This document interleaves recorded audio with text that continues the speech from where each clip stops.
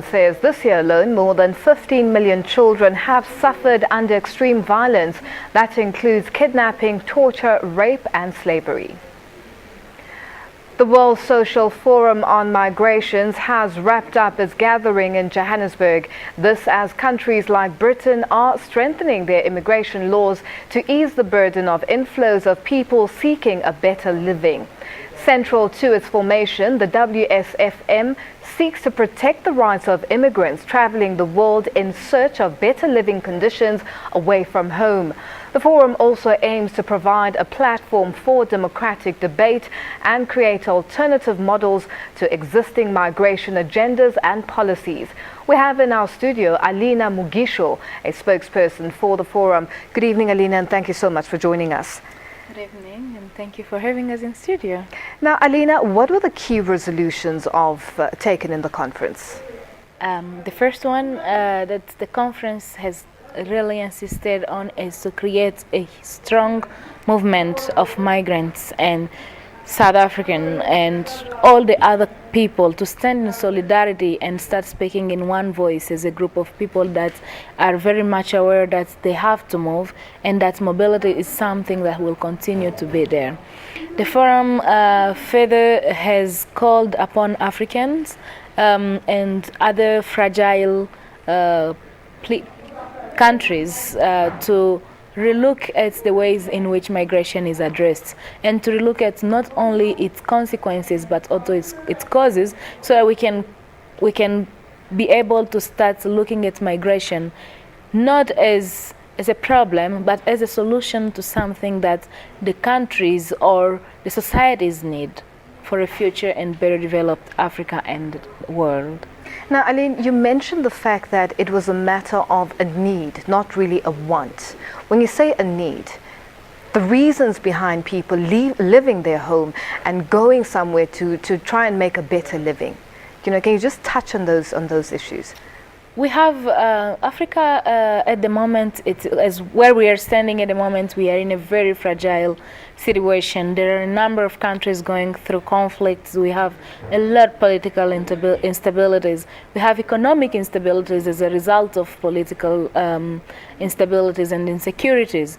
And so this has been prompting or have prompted more people to flee in their countries than those that are able to remain.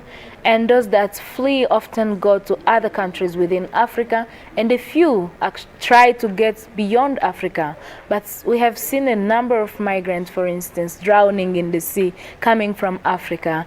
These are people that are moving to go and find a better place. But the policies, the legal framework does not yet provide that ground that makes migration an option. It is at the moment looking at migration as a problem, and the legal instruments that are developed are around curbing it in such a negative way that they want to strengthen their border policies instead of creating a proper environment where these issues can be discussed with in consultation with migrants. And this is something that was done.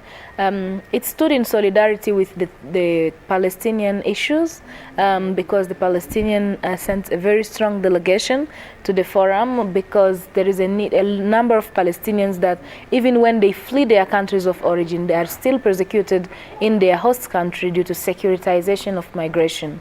It is almost like a war on terror. Now, migration experts are basically saying some South Africans are purely xenophobic by saying foreigners are taking away their jobs.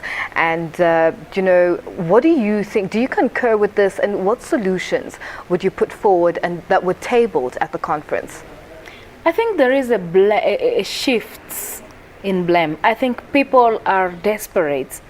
And people are desperate for a better society, that they want to find who to blame for everything that does not work.